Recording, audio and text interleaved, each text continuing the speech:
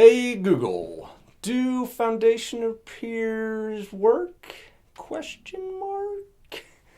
Find out today on today's foundation repair tip of the day. Hey guys, Brian here with another foundation repair tip of the day. So something that's been brought up and we've seen a lot of in our search terms is, do foundation piers really work? Well, it's kind of a broad question because there's a couple different things that take on the pier meaning. So you can have a post and pier or pier and beam system underneath like a raised foundation, where the pier is part of the pier and beam, your concrete block that supports a girder beam that holds up your interior subfloor.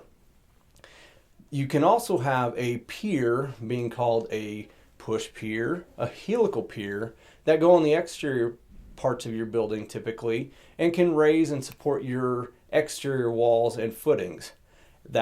Those hardly ever fail. If they fail, they were installed incorrectly, which is very few and far between. I've been doing this 15 plus years and I've never seen one fail.